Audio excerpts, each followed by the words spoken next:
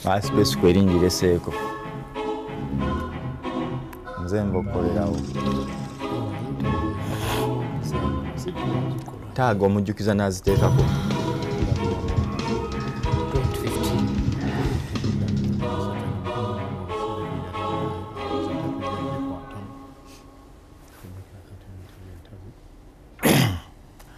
Assalamu alaikum wa rahmatullahi wa barakatuh. Science obala babali ku Bukedde TV kabbenkano. Sande kiro sawa 5 kitundu paka mukaga kitundu. Tuba tuguse n'ensonga zaffe ngebbanga liyiseeko emaga tubali tukuba ku parliament eyo ne tukuba ku budget bwe yali ne tugenda ku parliament. Abaka baffe bateesa batya ng'omubakawo eyakukiikirira ateesa atya. Nze Nurdin Ntege olunaku olwaleero era nga bulijjo nkomyewo ne ttiimu yange gye tukola nayo. Nina Ahmed Mukibi ono mukulu wa lupapula okuva mu lupapula lwa Bukedde, muwandiisi mulungi nnyo asinzira mu parliament yogolaba mu suuti eya bbulaaka. Amuddiridde wakati awo ye Moses Mulondo katika mu North South, musajja wa New Vision, muwandiisi w'amawulire era mukugu. Omukulu ono ye Sadabu Kitatta naye muwandiisi mukugu w'amawulire okuva mu lupapula lwa The Observer. Temukyali ba Weekly. Observer. Okay, madenya naye ate nze tonyanjula bwanjuzi bwotyo. Nvaka bwami. Owanyi nalo ngamba ovaka bwami nola ndabanga aga omusajja agasibeera Kampala. Mvaka bwami. Ovaka bwami waffe Bukoto South. Era abantu be Bukoto South njagala nnyo batu. Bayina bizibu ki kati abe Bukoto South? Bukoto South oba birungi ki? Bukoto South oluddo gendayo. Nedda. Bukoto South constituency y'abalimi tusinga kutambulira ku bulimi. Alhamdulillah enkuba tugifunye bulungi, ebirime byaffe bibadde bikola bulungi, naye era definitely ebyobuyigirize n'ebyobujjanjabi bikyabulamu. Okay, kati ntandise naawe bali tunajja banaabuuza ku bantu mpala nga bwe tutandika mpa wiiki yo bwetambudde mu mawulire. Sabbiiti eno mpoze mu parliament olukiiko lw'eggwanga olukulu luli mu luwummula. Engeri omwaka gwa parliament gye kwaggwako kati tulinda lwe bannaddamu okutuula, naye ekyo kitegeeza nti no teriyo byamaanyi nnyo. Mpozi sabbiiti eno twagitandika n'amawulire ga Nampala w'oludda lwa gavumenti, omukyala Ruth Nankabirwa Seguya akiikirira abantu b'ekiboga, abakyala akiikirira district y'ekiboga, ng'atutegeeza nga ababaka ba NRM bwe beetemyemu ku kintu ky'okujja ekkomo ku myaka gy'omukulembeze w'eggwanga. Kuba mu babaka abo mulimu abamu abagamba nti nno akawaayiro ak'ekikumi ennyingo ba akagamba nti nno omuntu okubeera pulezidenti ateekwa okubeera nga tali wansi wa myaka 35 ate nga tasukka myaka 75. Waliwo abaagala akawaayiro ako kakyusibwemu okusobozesa omukulembeze w'eggwanga Yoweri Kaguta Museveni okuddamu okuvuganya mu 2021. Kakati waliwo abalala abakiwakanya.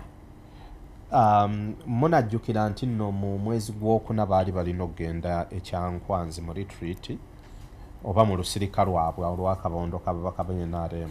naye ne batagenda olw'okuba nti nno budget.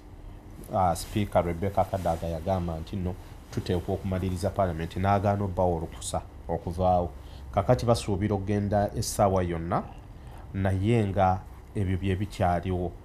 Tugenda, waliwo bano abagamba tugende twagala tuteese ku kintu kino tukimalirize, ekkomo ku myaka omukulembeze w'eggwanga giveewo. President Museveni asobole okwesimbawo paka lwali yagala. Kakati mpozi mwaba abagala okugyawo ekkomo ku myaka mulimu abakitunuulidde nga bagamba nti nno tukikole bwe tuti naye mutuweeyo ku kasente, kuba bamanyi nti nno president oba oli awo akyagala. Kati bw'abeera akyagala bagamba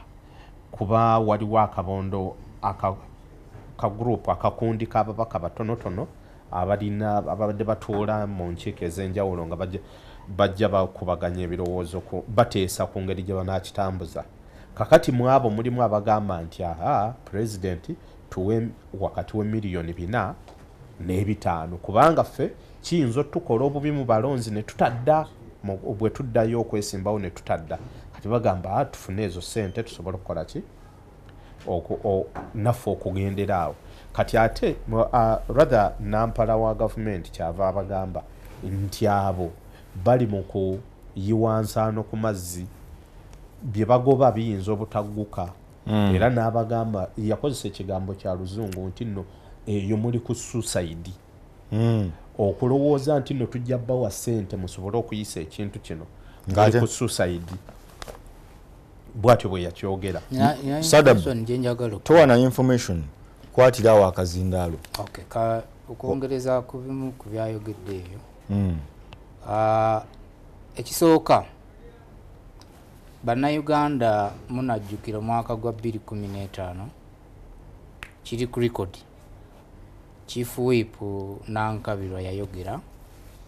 n'agamba nti ye tajja kuwagira kyakujjawo age limit, presidential age limit. Nankabirwa yennyini kiri ku record. So nze omu kuba mulindiridde abamutunuulira njagala ndabe oba akaseera bwe kanaaba katuusaako okujjawo age limit anaakola U-turn. Ekyokubiri, emboozi eno mukulu Sadabu gyayogeddeko lwaki ezze kati omanye abantu abamu balowooza nti olw'okuba ebiseera ebyemabega ebiyise gavumenti ebadde ekyusa constitution amendments zibadde zitera okujja nga tugenda mu kulonda. Kati abantu abamu balowooza nti ne ku luno bwe kigenda okubeera nga beerabidde nti mu musango gwa Mama Mbabazi gwe yawaabira election petition, Supreme Court mu ruling gye yawa gavumenti nsalesale negamba nti muteekeddwa okukola constitutional amendment ne reforms zonna ezeetaagisa zikwata ku byokulonda nga within 2 years okuva okulonda kuliwe kwaggwa. So olwedde omwaka ogusooka guweddeko. Ate omanyi process ey'okukola amateeka ebeera mpanvu nti oluusi n'omwaka ogumu guyinza obutamala. So era bangi tubadde tubawuliriza even civil society groups nga beemulugunya nga bagamba nga gavumenti eruddewo okutandika process eya constitutional review. So kano ke kaseera era bw'oba oli eyo oba oli wa civil society oba oli munnayuganda nga wayagala dde okubeera nti oteekateeka ebirowoozo byo bitwale mu parliament ku byokulonda ku by'okukyusa mu constitutional reforms. Kino kye kiseera obeere ng'oteekateeka kubanga amazima go gali nti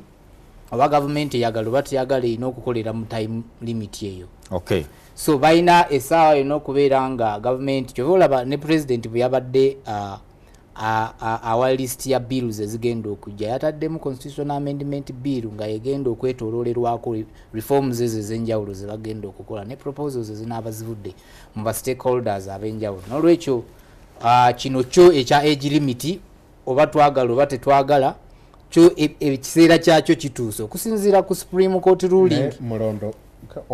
ononsaasira oyogedde ku bills president zeyayogerako 84 ezigenda okujja naye sijja gamba nti oba kinaye saagala kwesiga nnyo kigambo kya president lwa nsonga kankuwa ekyokulabirako. Bwe twali tugenda mu kalulu kano akawedde 2016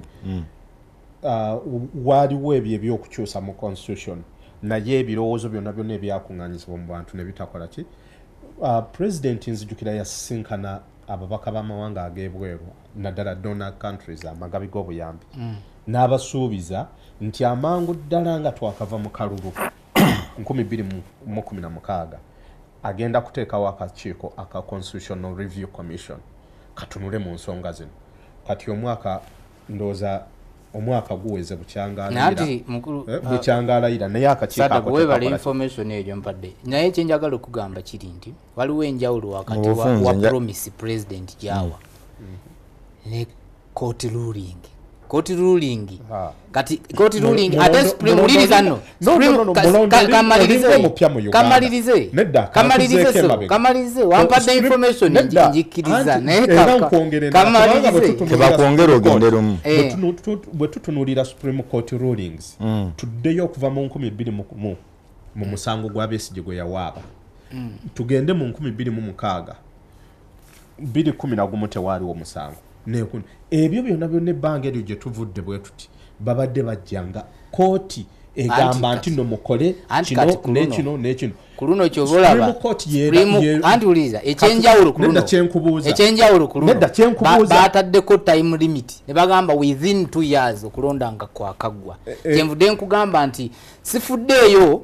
oba mateeka akigeba nice of course government erina ababaka banje ne ali mu government yesinza ababaka katuge mu Uganda gyomanye ono Uganda gyayogerako bawe benefit of doubt mu south no bawe benefit emyaka ebiri teginaba kuyitako mulondo kati tulinde tubale okuva mu 2021 okutuuka kati weesiga otya kino ekibaddewo mu mwaka ogumu ng'emabega yonna bizze bigira kooti neeragira kino bwekiti ne bwekiti kikolebwe ekyo ekisanja ne kiyita mwembi mbeyanziza nyenze wa Ahmed Mukiibi mukulu Mukiibi njagala okulamusa ku batula bonna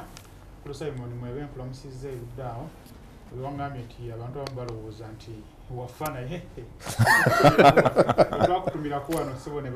bamanya nti gyoli mulamu njagala okulaba programu eno nina ensonga nga bbiri ku nsonga ezo njagala okwogerako naye nga yange reality si ideal situation ng'abamu webalowooza bamu bwe baba debating kwa ideal situation nga bukyandibadde naye tugendere mu ebyaddala kyekinabaawo tuleme kweyimba mu muguwa oba tuleme kubulwa tulo olw'okuba nti byabaddewo nga Sadaku wagambye oba otunuulidde ng'oli keen if you care ruling zonna abalamuzi zibazze bakola eza Supreme Court ku misango egya electoral petitions badde bajja bakola recommendations ezirina okukolebwa okwewala embeera eyaliwo nandyagadde okusaba muganda wange afunemu akadde agenda azisome alabe oba zagobererwa oba gavumenti yazireka kuno si bwe mundi ogusoose ruling yakasemba amamangabasi oyogera mpola bakola recommendation abalamuzi ezirina okukwatibwako gavumenti nezirina okugoberera akakyoka ebyokulonda nezo nanga tezikola ekyokubiri bannabyabufuzi nze neewunyera mwami Mulondo nti bannabyabufuzi tobasaamu nnyo bwesige President Museveni yawandiika mu manifesto ye eya 20 mu buwandiike nti kino kyekisanja kyekisembayo 20 era nzijukira mukyala Ruth Nankabirwa mukwano gwange tumanyiganye yaŋŋamba lumu nti president agenda kumaliriza awunzika mirimo gye abantu abatukirira mwami Kiza Besigye nga bamusaba obuteesimbawo omwali ne Nuwa Amanya Mushega n'abalala bamugamba meeting yatulana ku public service ebiseera ebyo minister ne mukwano gwono Gilbert Mukenya Mushega yali public service nga bagamba nti Besigye akwate empola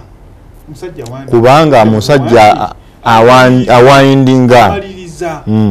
era n'abantu nga bamwami Bidandisali ne bavaayo ne bagamba olina keweekoledde n'ebirala bamatembe alongode wakati wa 20 ne 26 batandika okusensinga nga balaba nti omukulu wange yatugamba kirala ebintu ebitandise bino birabikanga ebitagira era ebagenda ekyankwanzi mwami Jaberi Bidandisali yagamba president nti no the writing is on the wall abantu bakulaga nti no bagala nkyuka namugamba nti the writing is on the wall president n'atunula ku wall ekyankwanzi n'agamba nze nga writing sigirabako gyogerako ogera lugero ki akati ne batakomaawo era bwe baava ekyankwanzi Bidandisali n'atandika okulangira enteekateeka nti yabikoze eki abikooye abitadde ne bamugamba nti oluwayi olumu eruva mu ggaali eggaali tegaana kukola ki kugenda mu maaso kugenda mu maaso kasubi akamu ebirala ne bijjanga bibaawo so n'olwekyo nze najagadde muganda wange ono aleme nnyo kwesiga bannabyabufuzi So, point of clarification. naye saagala tugaziwe nsaba ya muno agenda kuba ku kooti ruling sijja olina kamalirize mukulu sekitoleko baali batandika ekisanja kino nga kitandika kya parliament mukulu sekitoleko yajja n'omuliro gw'amaanyi ng'ayagala wabeerewo okukyusa mu myaka gy'abakulembeze ab'enjawulo si pulezidenti yekka naye abamusinga twakitegeera ng'eyali ayagala okukusa ekintu kya pulezidenti naye nayagala okiyisa mu myaka gy'abalamuzi n'abakulembeze minisita wa justice and constitutional affairs Major General Tafiire n'agamba nti ekintu kino kyoleese kigenda ku involving okukyusa constitution muno bwene embeera gye tugendamu tujja waliwo ebintu bingi ebyetaaga amendments mu constitution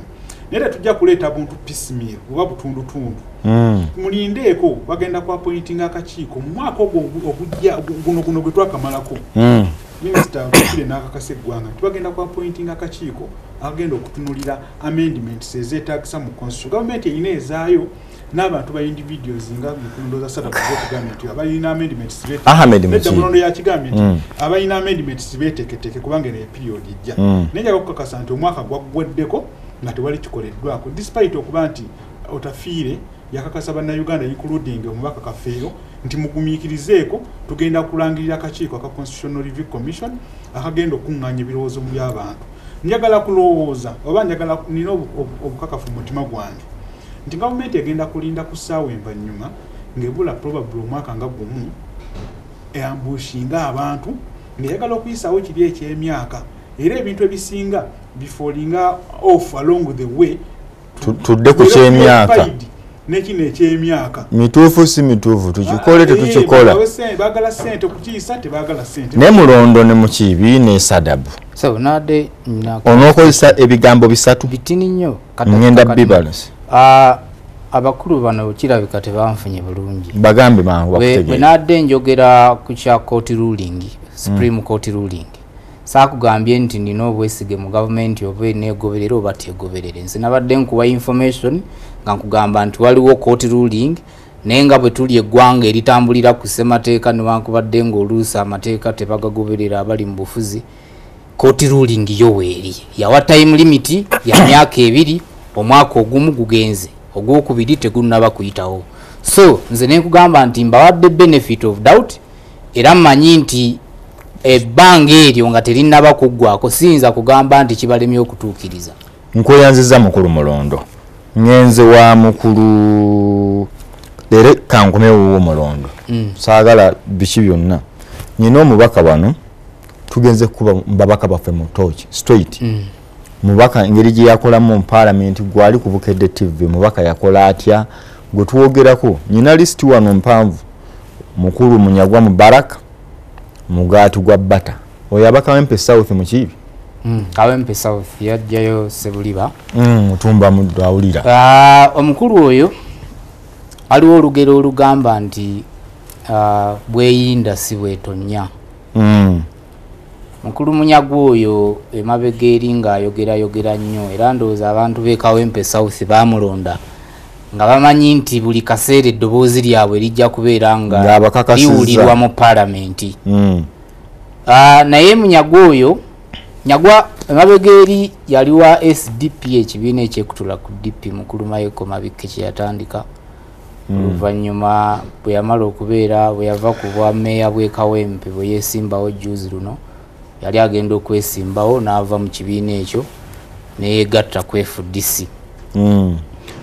Munyagwa musajja oluzungu alwogera bulungi era toyinza mugamba nti alemeddwa okwogera mu palamenti lwalulimi tamanyi kwogera luzungu musajja mugezi nnyo naye bwe yatuuka mu palamenti eyo mu bukiiko obwa palamenti atera okwogera era abadde nga voko nnyo oluusi nga ne mu komiti akiise mu komiti abadde nga ayogera naye mu palamenti eyawamu mu plenary n'okumulabamu obulabi olwawo okumulaba abadde n'emisango ababaka bangi ababadde n'emisango ate omusango ogugwe tebadde na election petition nti buli kaseera ng'abamunoonya bali awo bagamba ogusajja wetugulabirako wano mu gutuwe ekyo kyaliwo kyaba alumusilowooza nti yamalayo n'omwezi ruzira kankuyambeko n'ekirala ono kyagambye nti n'abamunoonya nga bagamba nti no webamulamirako mu mutuwe ababaka ba palamenti babeera ne immunity era ku palamenti awo toyinza kukwatirawo mubaka ne bwe babeera bakutenda mu kibi bwe kiri ng'oli munda mu palamenti buli babeera babeetaaga olina kuyita wa sipiika n'amuinfominga alipotinga gye bamwetaaga era tewabangayo president yonna yali abadde omutembaka bamukwatidde ku palamenti naye era still kiholdinga water kyoga point yo nti abamunoonya basobola omulemesa okukola ki okuteesa obulungi kubanga basobola omuteeka ku mulyango ng'ayiye musika kuza bamukwatako yali kumujjaamu awo n'omubaka ono eyali ekalungu omukyala Kintu Florence Kintu naye bamukwatako ne mukwano gwange Kyabangi babakwatira oyo bamukwatira kulokutawa tourism oli ayinza okutya nti oli ayinza omuteeka ku mulyango awo ng'asala awaawo naye Munyagwa obutayogera kubanga okugenda mu komiti n'ayogereramu era abeera mu parliament munda so bwe kibanga mu committees asobola okugendamu n'ayogera naye nga mu plenary tabeerayo bunafu buli kubye toyinza gamba nti kubanga atya okugenda ku parliament so Munyagwa ebimu ku byempulira ebiri mu nkuubo bagamba nti oba oli awo y'omu ku babaka b'opposition oba oli awo bwe baateeka ekitole mu kamwa nga kyekimulemesa okubeera nti abeera ku flow wali n'akuba kkerere ey'amaanyi naye ekyo sikirinaako bukakafu naye nga bangi bali disappointed nti omusajja gwe baali balowooza nti agenda kubeera voko nnyo ku flow ya parliament ate yavumbeera buvumbeezi olwawo nnyo okulaba nga avuddemu eddoboozi n'olwekyo yoyo Munyagwa naye nga oba oli awo kubanga mu komiti akoze nnyo abadde voko nnyo oba oli awo ebiseera binagenda nga bigenda waliwo ebibadde bimulemesa okwogera nga ajja kwogera mu maaso awo Sadab Munyagwa Alhaji Mubaraka Munyagwa mugati gwa bata Kawempe South kantandikire ku mulondo kyagambye nti no bangi bali disappointed nze mu butuufu seeteeka mu bantu abali disappointed nti no Munyagwa tayogedde kuba